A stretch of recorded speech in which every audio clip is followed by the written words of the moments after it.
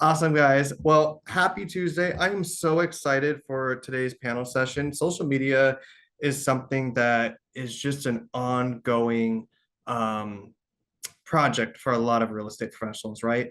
There's just so many platforms and time management and best practices and just so many different things that you can leverage with social media. But what I love about it is it's free.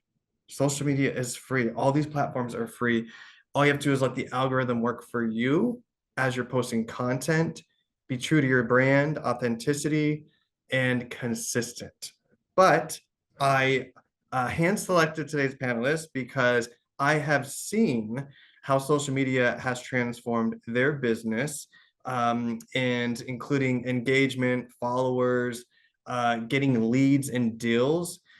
It's so exciting, guys, that you can put your brand and information and content out there that can reach a mass audience, and the algorithm helps you get it in front of the correct audience.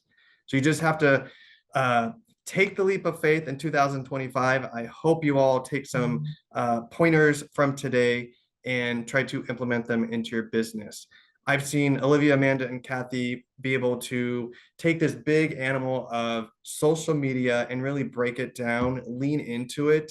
And I'm just excited for them to kind of share their stories today with where they have found success. And also, it's an ongoing thing, right, guys? I'm sure it's not easy in the beginning. It just gets a little bit better with the process. You fine tune things, you find what works for you and your business, and then you just keep adding from there. So before we get started, I want each of them to maybe introduce yourselves, what market you're in, how long you've been in real estate, and let's go with your current favorite social media platform. So Kathy, I will start with you since you're the closest on my screen.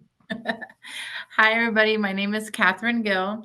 I'm out of Las Vegas, Nevada, and I've been in real estate. This is my third year here in Vegas, and I do have background in real estate. My mom is a broker in Miami, Florida. So I sort of grew up in real estate, but I've only been doing it for 3 years licensed. And my favorite platform is Instagram. I love Instagram. Awesome. Amanda, you are next on my screen. Oh, I think you're muted. I thought I unmuted that earlier. Very good. Guys, good morning. I am in the Arizona market. I've been an agent for just about 4 years now.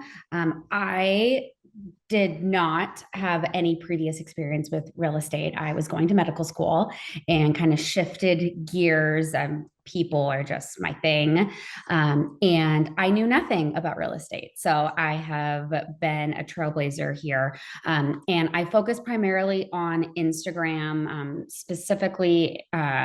But I do have a growing presence on TikTok since I've noticed a lot of the trends start with TikTok and they kind of bleed into Instagram and they just kind of become a funnel system. But I do like the Instagram platform, and I know my last two closings were from clients from Instagram. So it's definitely a cool tool to leverage. That is so cool. And we're going to dive a little bit deeper in that. But I was at an event with Amanda probably a few months ago, maybe over the summer. And we were talking about one of her videos. I think it was a reel or video that you had posted. And how many followers did you gain from that one video? And how many views did that one video get? It was a trend track. I will preface that. It was a closing, it was 11 seconds. Of 11-second video. It took my husband all of 5 minutes to make. And it got, I think, like 15 or 16,000 followers from it. And I think it's just shy of almost 5 million views now.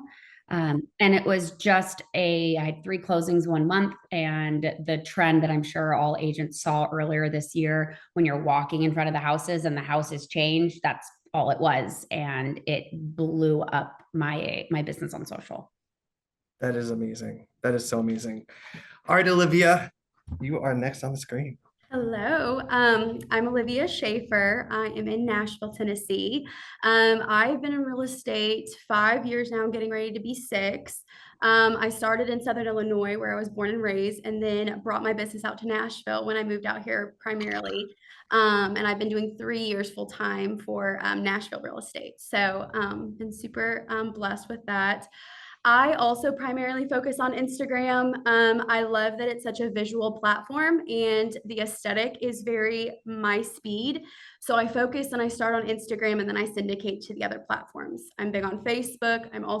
I also do a lot of TikTok, and then surprisingly YouTube Shorts have became a really really big thing in my business as well. So I do utilize a lot of platforms, but starting an Instagram is always the first thing for me. So There seems to be a commonality there. I spoke last week in Tennessee, and one of my section was like technology tools, and we touched on video marketing. And one of the agents there stood up towards the end and gave a testimonial of when she had posted a listing video on her YouTube and actually sold it through YouTube, which is pretty phenomenal to hear. So we're hearing more and more stories like this, and this is the time, guys, to really lean into it. Again, you don't have to be on every single platform. Choose one that resonates with you, that's easy for you to navigate, and then build from there. And if you're getting traction there, then start duplicating what you're doing on some of the other platforms, because these are social media are search engines. People are going to YouTube to search, Instagram to search local things, whatever it may be, services, products. I mean, the TikTok shop is insane with what people are doing with that. But there's a lot of traction happening. So the only thing that I ask is that you try. I know it's a big task to tackle, but again, start small and grow from there.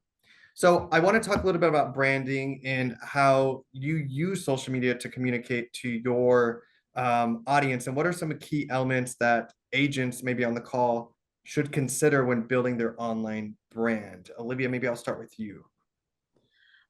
Yeah, so for me, like I said, I focus primarily on Instagram. I think specifically finding a niche that you want to be known for. So for me in Nashville, I focus primarily on luxury real estate.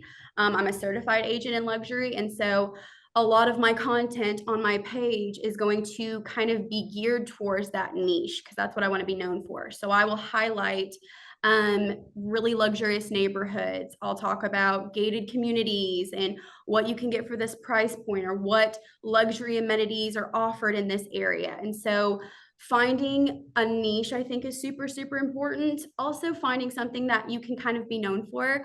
I kind of stole the brand tagline of "It's your home girl," and if you follow me you'll see that that's in my bio, that's in every single one of my posts, that's in how I start every single story. I'll say, "Hey, it's your home girl and I'm doing this," and so it has became a quote. It's on my voicemail to where now people who don't even know me personally or know me as real estate know me as the home girl.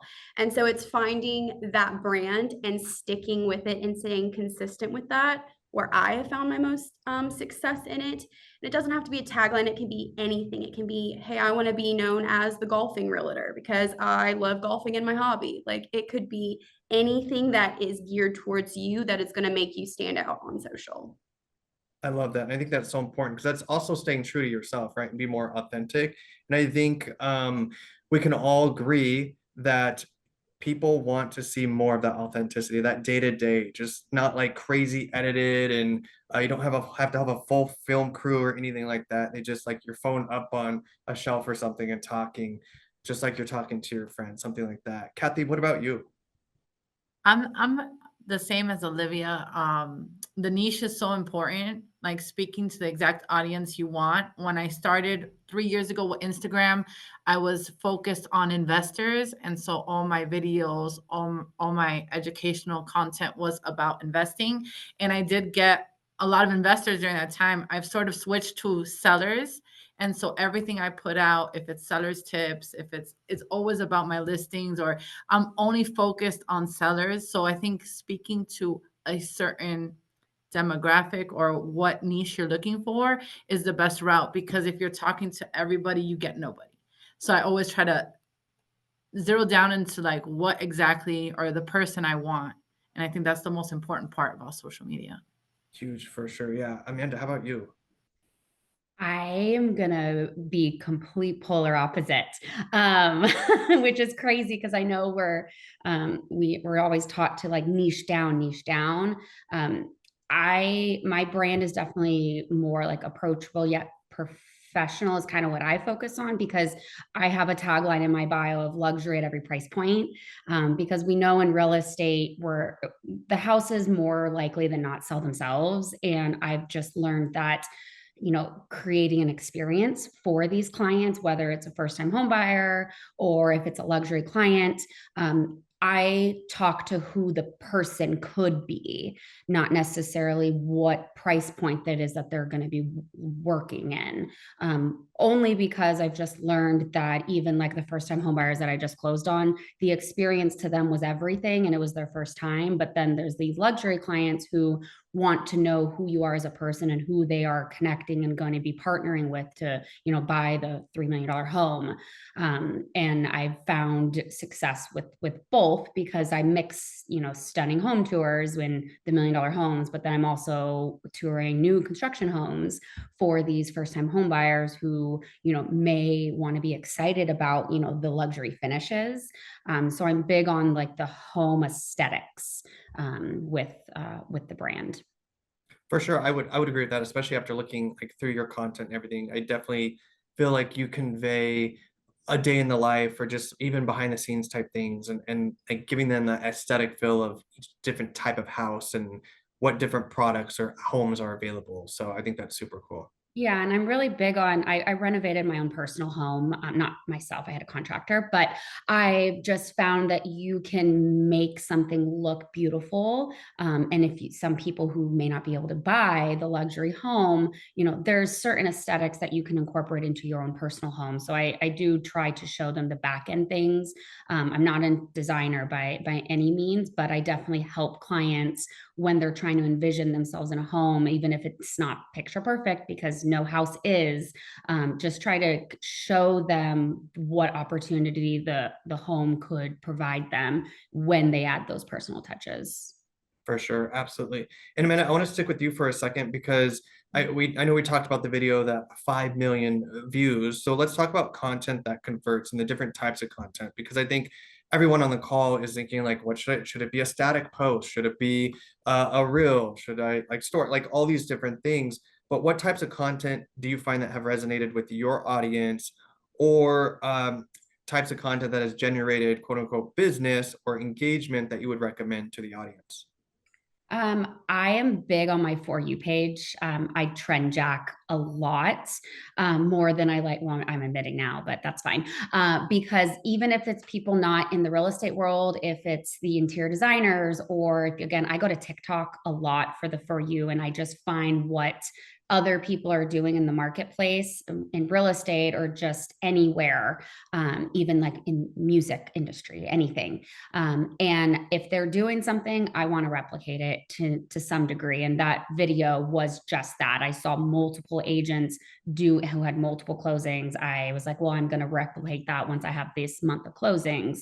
But I have noticed a lot of people like to be it's big on more stories because people don't know what things cost anymore. It's kind of like a sticker shock.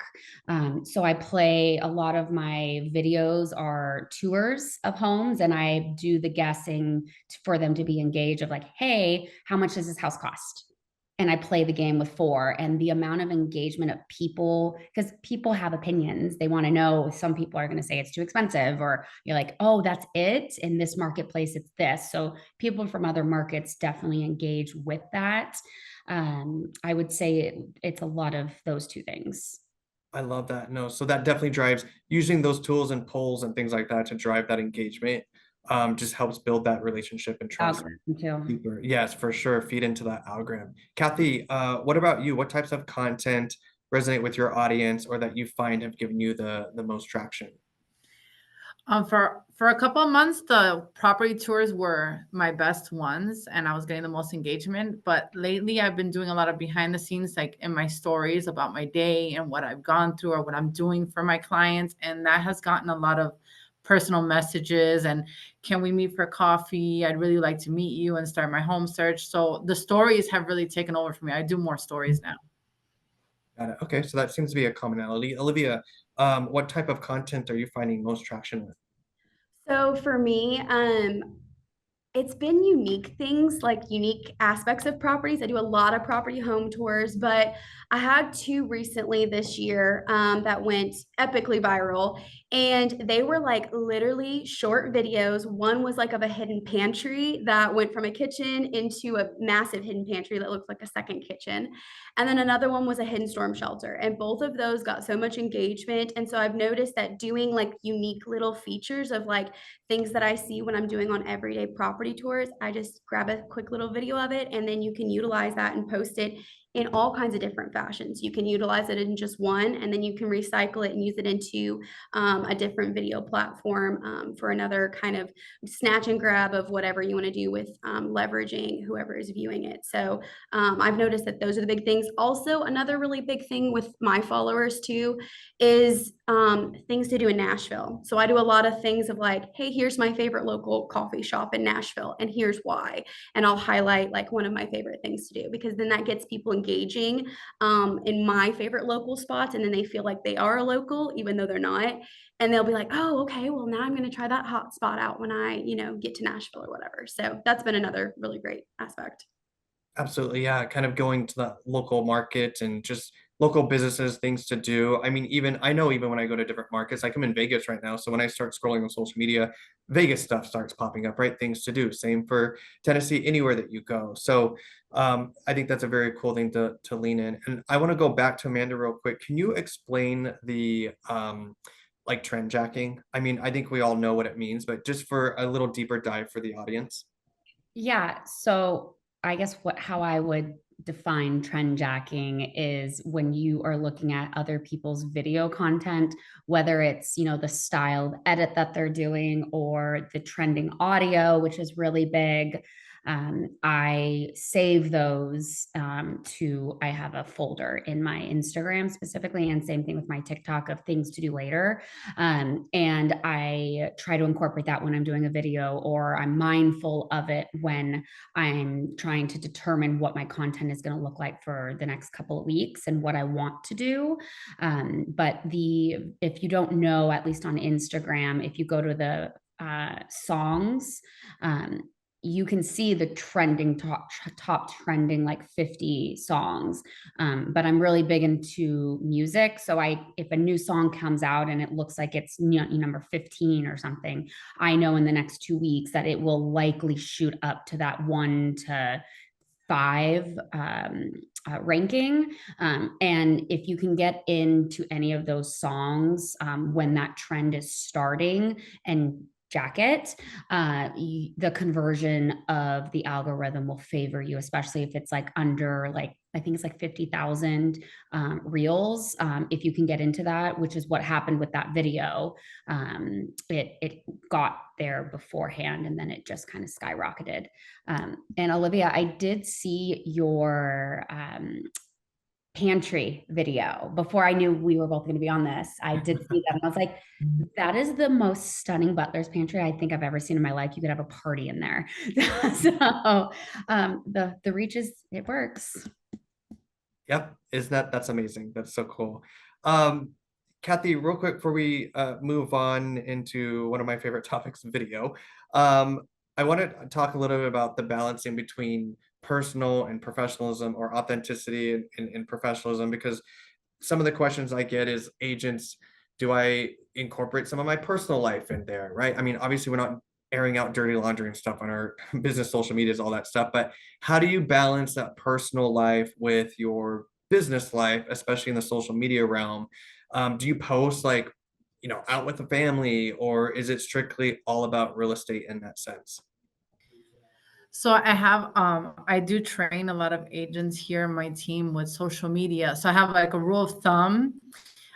Since I moved from Florida, I started a whole different business account and have my personal account. And I feel like if you're gonna keep your personal account, don't just do real estate posting, and add some authenticity. And I mean, in your personal, add some of your real estate, 20%, 80% your family, like you were doing before.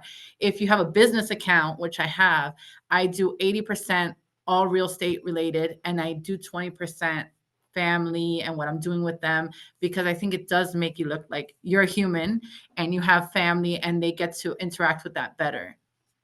Absolutely. Yeah, I love that balance. Olivia, what about you? So, on my feed, I do a good balance, but I do a lot of like the things to do in Nashville. Because when I'm anytime in my free time, I'm in Nashville. I'm at a concert, I'm at a sporting event, I'm in downtown. So I will utilize that as kind of the breakup with real estate. But where I become the most personal and my most authentic self is my stories. So I'll be putting on there every time I'm going through the Starbucks, I'm grabbing my, go-to drink, and I'm doing, back behind the scenes of me in my car driving around all through the day. I'll do some jam out sessions in my car, and it makes my viewers like have like a behind the scenes to me.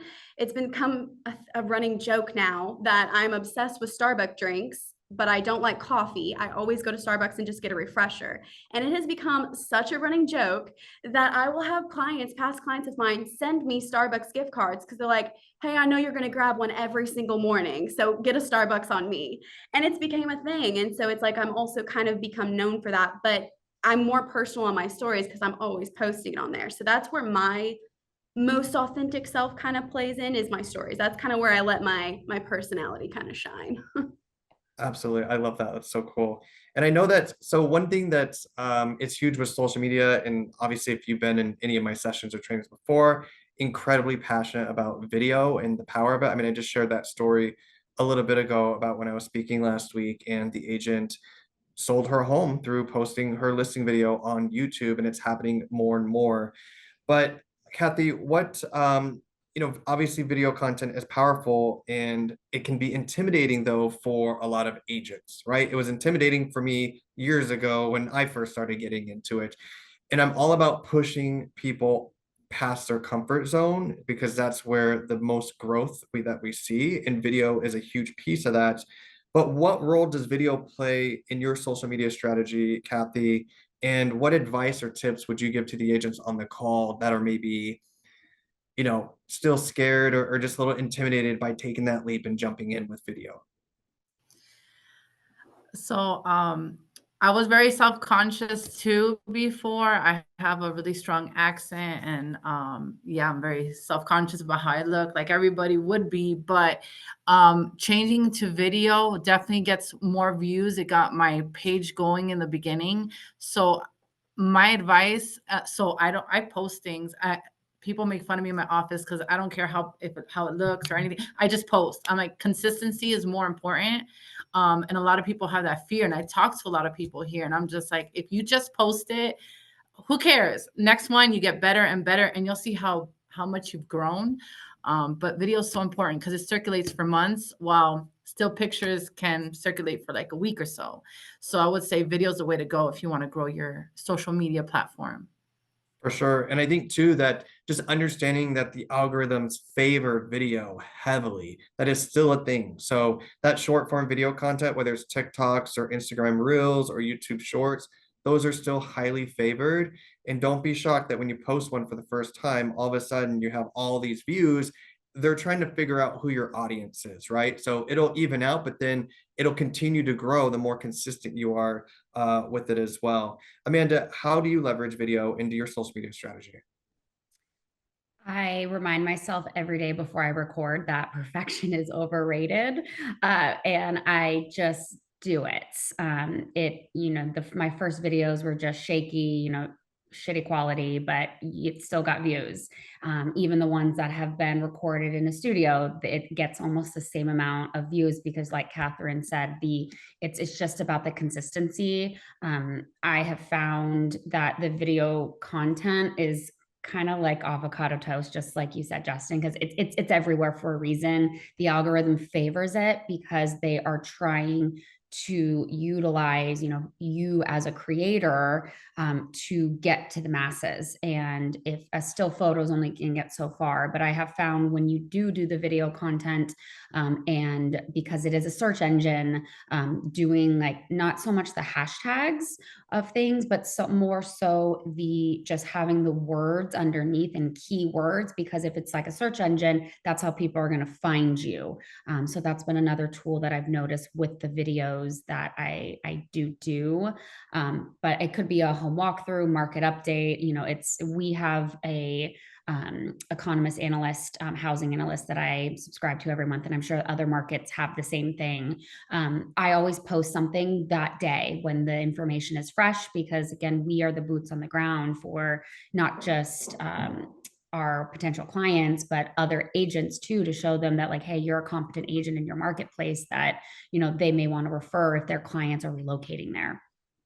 I love that. Yeah. And I love that you brought up less about the hashtags and more about the caption, right, guys? I mean, you have to go in, don't just do a just closed or are you looking to buy or sell or whatever it is, or even a couple of lines. You really want to beef up that caption with all those keywords. If you need help with that, tools like ChatGPT, Gemini, through Google, like all these tools are available to us that are still free that you can help kind of you want to leverage. It's like thinking about, and here's the thing, blogs are still relevant. They're still very important for your website, but I want you guys to think about why it's important to put blogs on your site. Well, because of all the keywords, right? The SEO, you're optimizing that site. You're going to show up more in those rankings when people are searching. And that's the same exact thing of what's happening on social media. That caption should be a micro blog, right? And then that way you can get into the mix. You're using keywords like who you're helping, geographic location is huge. You definitely want to add into that. So I love that you brought that up. Olivia, how about you? So I definitely utilize a lot. I'm gonna just kind of piggyback on both what the girls had said is the algorithm just pushes video. TikTok, we know, blew up overnight, and I feel like all these other social media platforms are really kind of jumping on the bandwagon of that. So they're really, really pushing that. The captions are super, super huge to make sure you're using those search engine optimization. But at the same time, too, being consistent with it, I think, is really, really important. And I know a lot of people look at social media as this big, scary monster. I felt like that at the very beginning. But if we're going to focus social media kind of like how we utilize real estate, we only become better realtors by doing and by learning. And that's the only way you're going to get better at social media. You have to show up consistently, and your confidence will come by just continuing to do it, because you're not going to see any kind of results if you just never do it. Start, if you're afraid to get in front of the camera, start of just doing home tours without you in it. Then maybe prop it up on a windowsill and walk in front of the camera. You don't even have to look at the camera, just walk in front of it. And then your confidence will come from that, by just doing it. So that's my biggest thing. Just do it. Just do it. Just do it. Just try. Give yourself the opportunity. I know Julia had posted some things. I will make sure that you guys get all of their socials, or at least their Instagram handles. You can go check them out in those videos. Julia asked, I believe Amanda was speaking, but anyone could speak. Do you make your Instagram account public? Good question, Amanda. I'll let you answer that. Yes, I do. Everything is public, because if it's a Absolutely. private account, it's not going to push the algorithm to you. Absolutely. Make it public. I'm going to move on real quick and piggyback sure. on what Amanda said, because it is really important to have it public, but also making sure you're using the right type of profile. You want to be under a professional status, not a business. And I'm going to tell you guys why personally. I went and did a professional Instagram, and then you can drop down to like a realtor or a digital creator. But when you do that, you open yourself up to insights. You open up yourself to all of these great tools that you can utilize to kind of gear of what your viewers are thinking about you. You can see your watch time. You can see where your followers are coming from, your demographic of your audience. And if you're not a professional, you don't see that. You'll see it still in business, but with the professional option, you also then open up yourself to all the trending audio, like Amanda was saying. If you're a business, the limitation for your music is going to be way more limited because of business license regulations. So if you are on Instagram, make sure you are a professional account and then do the category of real estate agent. That'll be a huge game changer in your business on social. Yeah, all those tools, analytics and everything that you get from that will just be monumental and give you an idea of where you need to go, right? What you need to double down on, all that good stuff. I know some of the questions that the agents on call probably have, I definitely have, is how often do you post, right? We're always trying to figure out that schedule or content planner and what that looks like. But Kathy, how often are you posting on your social media channels? So on my stories, it's daily, about 4 to 5 stories a day. And then post, I try to do daily, but I would say when life gets crazy, at the minimum 3 to 5 times a week. The most important thing that I do every single day is I write to a minimum of 15 people. And that's just like engaging. So the algorithm knows that I'm a real human. And I just, oh, that's a cute dog, or I love that restaurant, whatever it is, but you're engaging at least minimum 15 people a day. That has helped me the most. I love that because that was actually next on my list for the engagement part is are you guys taking time to engage, right? It's social media, you got to feed the algorithm and it'll feed it back to you. And part of that is engaging with other content, leaving comments, liking, putting in your 2 cents, that kind of deal. So Amanda, I guess a two-part question now, but how often do you post? And then do you have any type of daily engagement that you do that you actively reach out to others? Yeah, just kind of like what Catherine said. The stories are definitely daily, even if it's, me at the gym or getting a coffee, or I'm getting frustrated with a lockbox or whatever it is. Like I just show something that is relatable to people. But then as far as the feed, I definitely am the most consistent at 3 days a week. I physically cannot do more. But the messaging people and DMing and commenting and resharing, like that sort of thing, I do daily. Because again, the algorithm favors you because they know that it's an actual human on the other side. For sure. Yeah. Olivia, what about you with your strategy? So I am very consistent on my stories. I post every single day on my stories. Sometimes it's 2 to 3 stories a day. And if I have a really, really busy day and just like want to do like a bunch of behind the scenes, I can get up to like 5 to 7 stories. Sometimes I'll just jump on there and be like, hey, you're going to come along with me all day today. And I'm going to post a story for every appointment that I'm at. That creates a lot of engagement because people like to see from start to end of my day what I do. And then on my feed, I'm very much like Amanda. I'm probably like 3 times a week max. Sometimes I'll have 4, but we all know real estate gets really crazy. And so if I have the time to post it, I will. What I do to help me with that, if I want to post more through the week, if I have like an hour, I'll sit down and I'll do a bunch of like content and I'll save it in my drafts and then I can schedule to post it just in case I maybe don't have the actual physical time to sit and post it. I can do schedule or saving it in my drafts. That's a big game changer for my business. And then with the engagement, yes, 100%. I'm always checking my DMs. I'm also checking my requested DMs. I think sometimes that can fall to the wayside and kind of forget to check those. If someone's not automatically following you, that's going to go to the requests. I've had really great leads bump to my request. And if I did not check those, I never would have seen them. So sometimes making sure that you are checking your requests in your DMs is really, really important. But engaging with your followers, like, no, don't just scroll because we get in the habit of that. I mean, so do our viewers, but like scrolling and just liking, get in there and make a comment. Make sure, because then what that does is it shows Instagram or whatever platform you're using, it shows them that you have a relationship with that person, whether you're privately DMing them or commenting on their stuff. So that stuff will show up on your feed more and vice versa. If they comment back to you, then your stuff starts to show up on their feed. So that's really, really important. I love that. And I just want to pause for a second because for the agents on the call, you don't have to, what we're hearing is you don't have to post every single day a piece of content for you to be able to grow, right? For you to be able to generate leads and connect with more viewers. As we're hearing, I mean, the consistency of 3 to 5 times a week, that's a starting goal. When I first started speaking and training on social media, people were always told, you need to post every day, several times a day, blah, blah, blah. But it's just not realistic for us in our day-to-day lives. And you can obviously still be successful if maybe you're committing to 3 times a week. And if that's a well-oiled machine, and then now you're adding in another day, or maybe you're now going to adopt another platform and then start growing on that one as well. So don't feel like you have to post every single day on every single platform. Do what is going to be good for you and what you can manage within your business in your day-to-day life.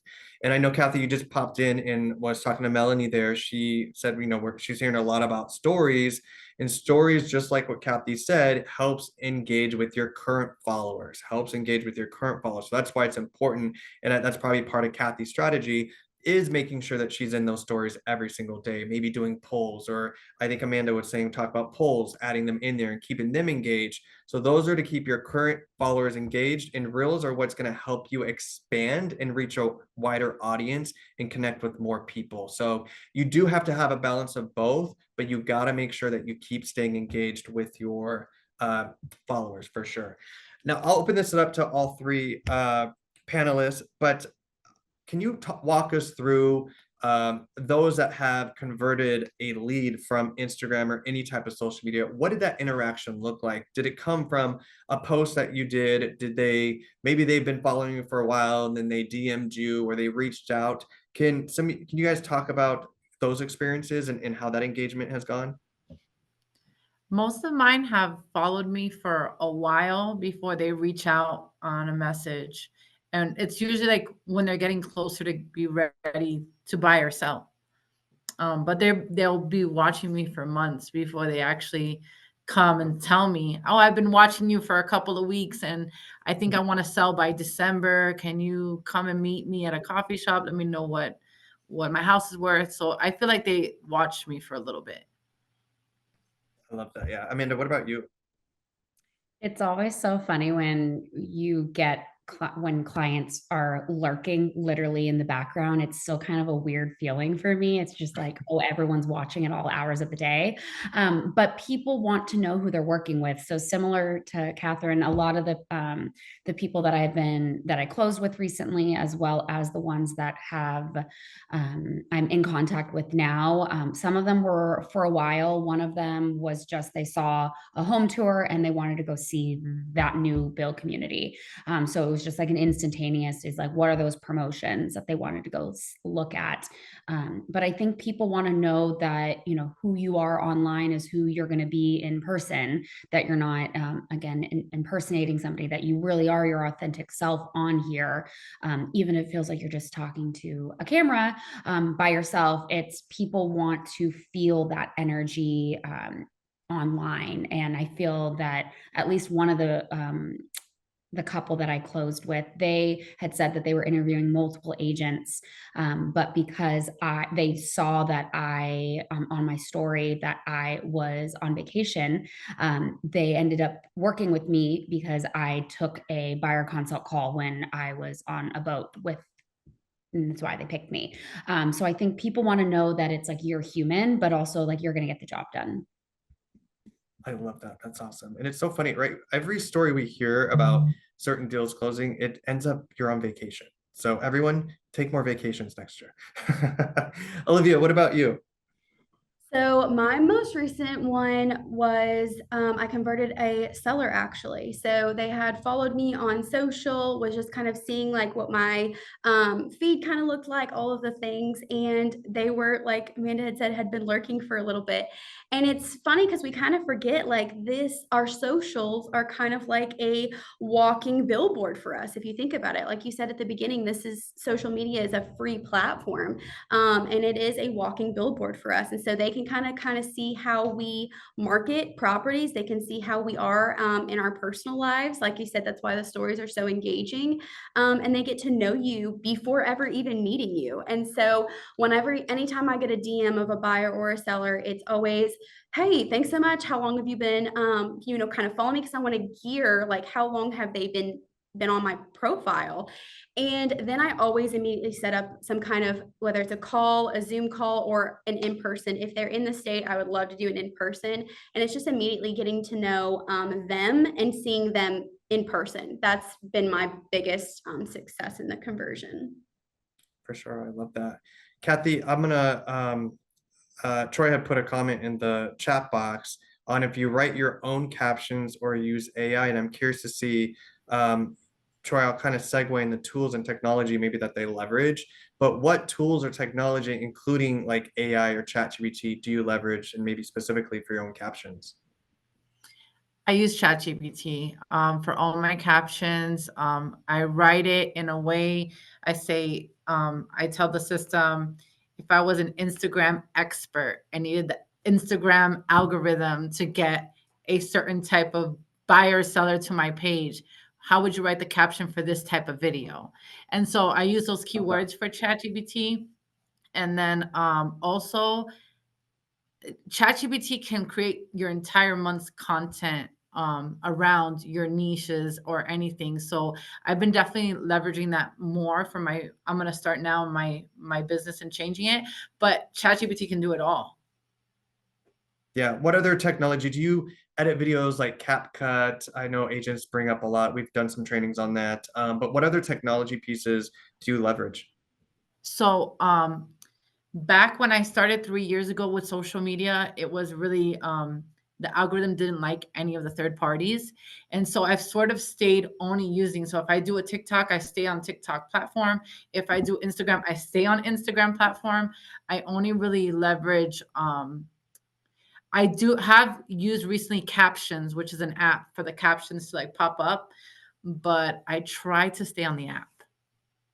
I love that too, because that's going to be my question. Or do you just like using, for me personally, I like using just the organic app itself, just because I find it's the easiest for me. But Amanda, what tools, technology do you leverage for your social media strategy? And do you use ChatGPT or AI for captions? I definitely use ChatGPT. I have the paid subscription piece of it, so it has learned how my voice. So I definitely incorporate that. I do put majority of my post because I'm still too. I like writing, so I definitely try to incorporate that. I do edit videos with CapCut.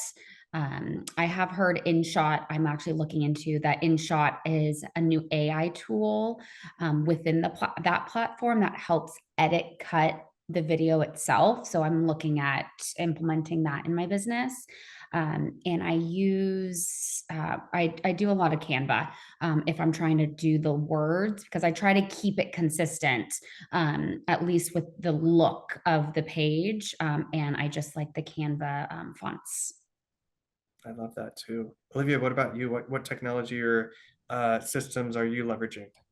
I use ChatGPT as well. Now, I will not just copy and paste it. I get ideas. Like I'll do searches like, if I have a listing coming up, I'll be like, okay, best way to explain this listing at this price point in this location. Create SEO and keywords for Instagram. And so it'll give me specific niche wording that I can incorporate. So I'll kind of use it as a template, and then I will plug and play with what I like to change because I do want it to sound like me. Now I have noticed ChatGPT will start to sound like me, which is very creepy at the same time if you think about it. But I do utilize that. It's also, I just use it to just get also ideas. I'm a scroller too. I will bookmark and save anything that I like on any of the social media platforms, but I'll then go to ChatGPT and just be like, what is kind of the algorithm looking for right now? And so it's a great tool to utilize in that aspect. For me, I do all of my own videos and I edit in CapCut. I will scream it from the rooftop. It was the best decision I ever made in my business. I pay for the pro version. It's like $100 a year and it is incredible. The AI tools that they have now added into it, they do AI cutting. So it'll cut all of your videos. It does the AI auto captions. It's literally incredible. I've had multiple people come up and ask me who did your video, who edited it, all of the things. And I'm like, my sister-in-law videoed it and I edited in CapCut in 30 minutes or 20 minutes, however long the video might have been.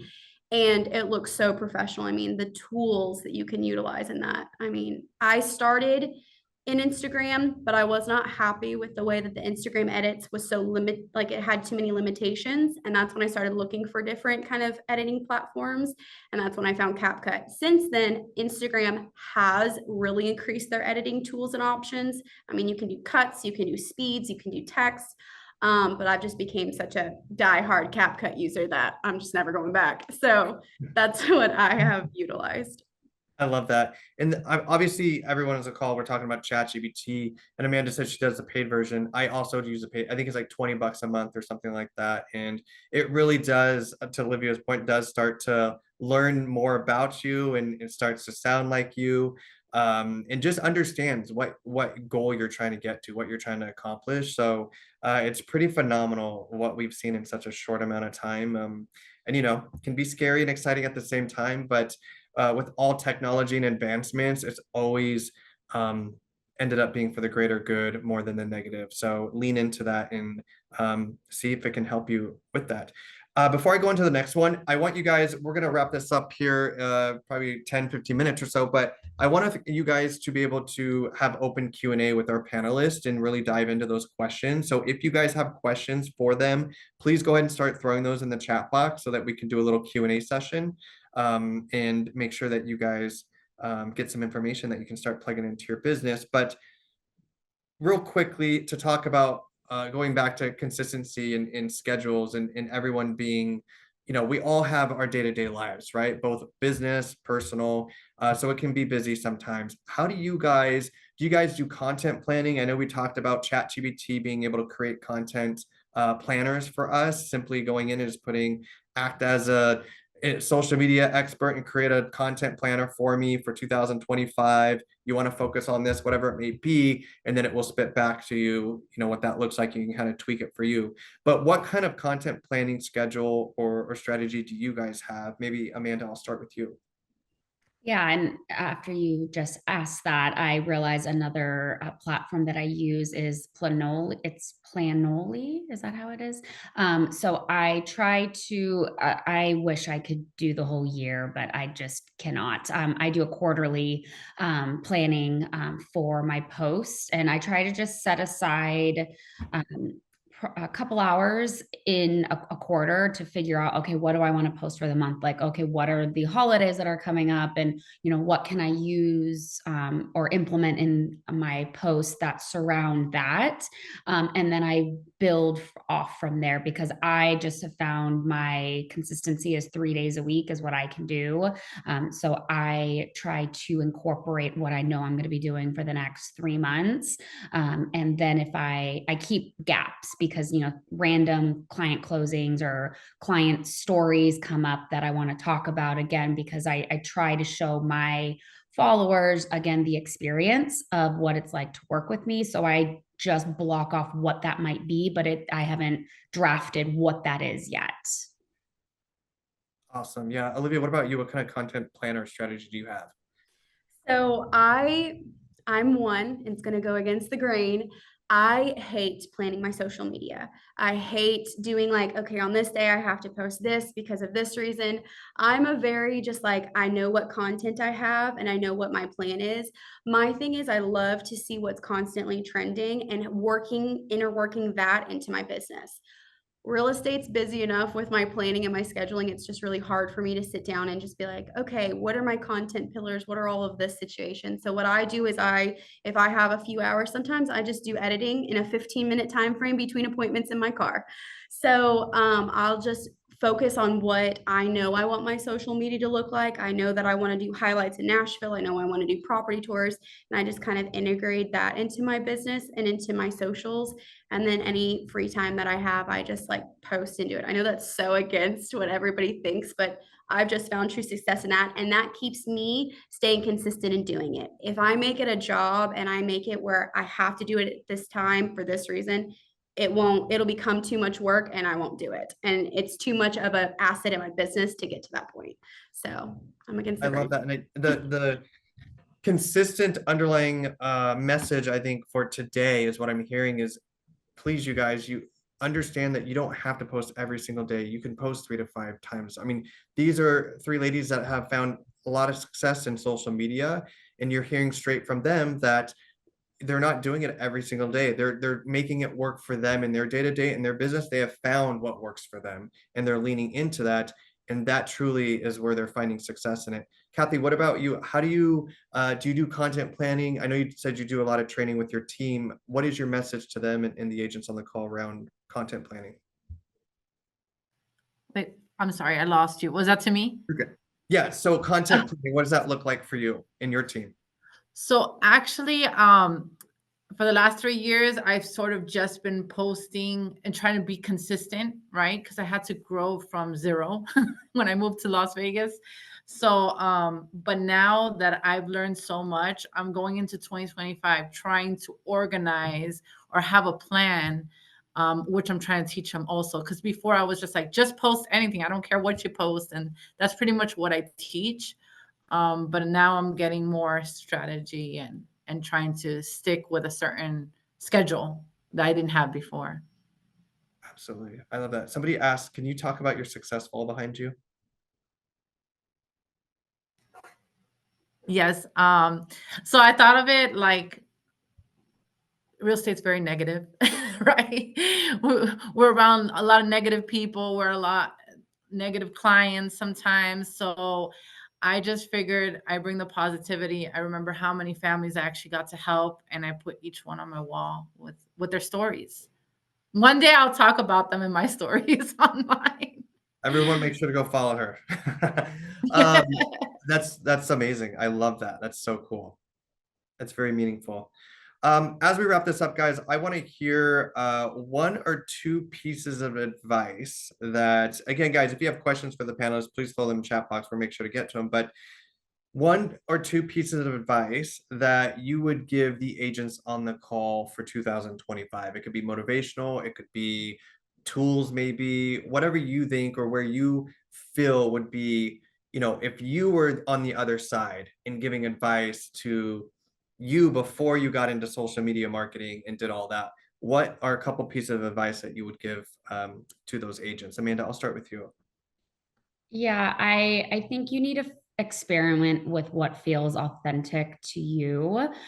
Social media, it's a beast. It can be super overwhelming, but it's a buffet. You can just get granular with something that feels that like Olivia has done with the All About Nashville and going to Starbucks. Like you find something that you do in your daily life and just kind of roll with that, because there's probably somebody on the other side of the screen that's doing the same thing.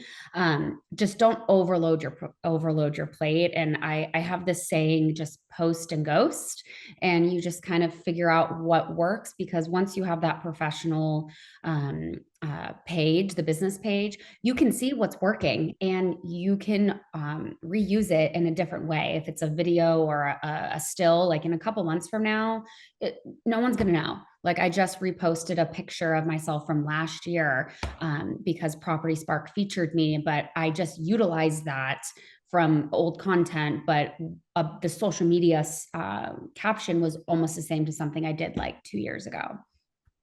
So you can Amanda, definitely.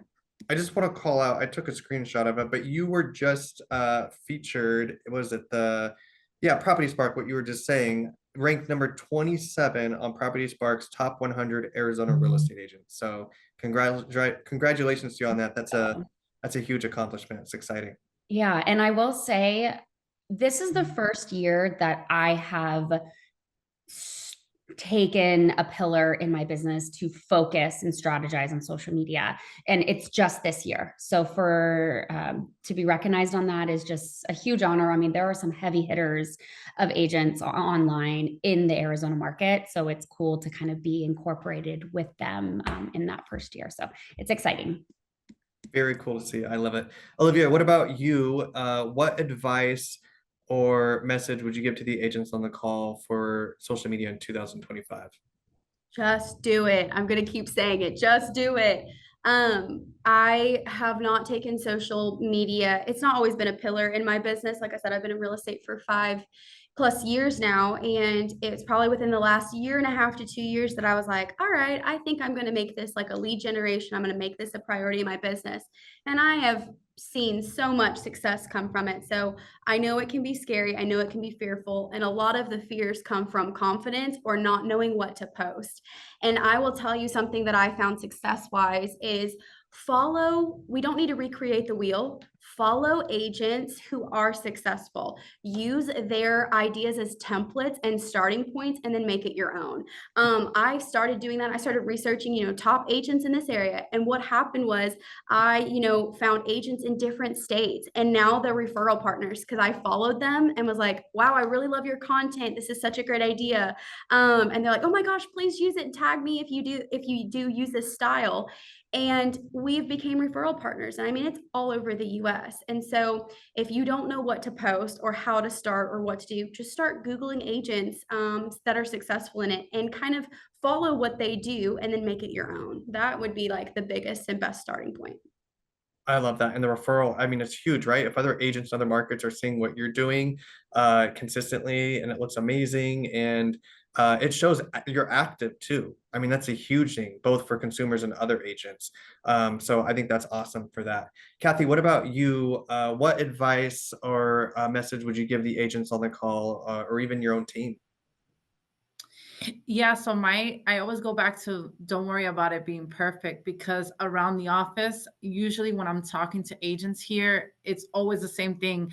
Oh, I just don't want to post that. I don't look right. This isn't the right lighting. And I'm like, well, they never post. They'll just never post it because they're overthinking. So my biggest thing is just post it. I mean, I have a video recently where I was doing a community tour and I had my hair clip like on the back of my jacket and it looks like it's on my butt. And I was like, I'm posting it. I don't care. Nobody's ever noticed it's there. But I just had the content and I couldn't go back and do it in the neighborhood. So I'm like, I'm just gonna, who cares? Just post it. Just post it, just do it. And here's the other thing too, guys, is as we're talking about all these platforms that they're free, let's remember a time where TV, like straight up cable, was it. That's advertising, right? Think about the Super Bowl and how much those ads cost. Think about billboards and how much those cost. All these different advertisings. And I always want to go back to where consumer attention is. It's not necessarily on the TV like in cable, like it used to be in other spots. It's truly through social media right now. And I always look at where consumer attention is. And this is your billboard. Each of these different platforms is a store location for you to have an opportunity to meet more people that are in your ideal audience that you can build relationships with and convert to clients. And they're free, except they're not free because you have to invest your time. That's the caveat, right? So time blocking, I'd highly suggest, or hopefully even today you wrote down a couple of bullet points that you're going to start focusing on or implementing into your business, and then just start from there. And just hopefully today you just take away curiosity to try, pick up the phone, record the video in your own home, in your car. You don't even need to send it to anybody. Just record it and get through that initial process first. We all say the same objections. We all have confidence at some level, but we all have in common some type of self-conscious with ourselves. And we see things in ourselves that other people do not see. So don't let that be a hindering factor. Don't say, I don't like the way I sound. Don't say, I don't like the way I look in video, all those kind of things. Because trust me, I was there with you before I went full in with video and doing trainings. I mean, I say it and I'll say it again. I was the kid that was in school that was extremely nervous whenever they had to go around and introduce themselves or do projects or speak or anything like that. And after time, just determining and pushing through that uncomfortableness, you start to become a little bit more comfortable with it and you just get into the habit of doing it. It just becomes part of your life, right? But you have to be authentic with it. And you just have to find a process that works for you. So again, today we've heard they post 3 to 5 times a week, right? They leverage some of these tools to help them. They're going through the same struggles that you do on a daily basis with social media, but they are consistent with it and they're determined to do it. And obviously the results have been phenomenal for them. So I really, really appreciate the 3 of you being on the call. Before we jump off though, can you guys throw into the chat box or give a shout out to your social media? Where can everybody find you? And Catherine, you unmuted first, so I'll let you talk. I forgot to mention, I had it in my mind. So in the link in my Instagram is my link tree but utilizing all the different links, I have a video ask, and that video ask, as let's say they want to schedule an appointment with me, or they want a digital copy of my seller's or buyer's guide, it captures their information for me to continue lead gen and call them and follow up. So video ask definitely has helped my business. Love that. Wanted to put that out Awesome. there. Amanda threw her Instagram handle in there. I am Amanda Burke on all platforms. Make sure to go follow her. Olivia, what about you? There it is. Olivia.tnrealtor. Olivia.tnrealtor. You can check out her link tree as well. Catherine is Kathy Sells Las Vegas. And that's Kathy with a C. Cathy. Go follow them, get some inspiration, maybe tag them, and maybe do a collaboration. I don't know, leverage everybody in different markets. We can all grow together next year, and hopefully we see a lot more of everyone's stories and content out there. I'm excited to see it all. So I appreciate everyone jumping on the call today. We don't have another you. call this month, so we will release the training schedule, maybe some panel sessions next month as well, because people seem to be liking these, and we're able to dive deeper into a lot of the topics that we want to hear. But we're not going to see you before Thanksgiving, so I hope everyone has an amazing Thanksgiving, relax with family and friends, and make some, great memories there. Maybe you're going to record some stuff or take some photos and post it on your social media. Real quick, Melissa asked, how are you grabbing the data on Video Ask? So it's connected to your email. When they fill out the form with their name, their phone number, their email, you're going to get an email with their information. And so before they can download your digital guide, let's say, they have to put their information. Awesome. Thank you so much. Troy said, Olivia, can you please make the weather a little bit warmer? They're on their way to Nashville. Love it. It's supposed to be sunny for the rest of the week, but it's cold. So pack warm, but at least you'll have sun. Today's the last rainy day. Awesome, guys. Kathy, Amanda, Olivia, I thank you so much for this. I really, really appreciate it. It's amazing to hear your guys' stories. Again, I hope everyone has an amazing Thanksgiving and a fantastic rest of your day. We'll see you guys in the next one. Bye, everyone. Thanks.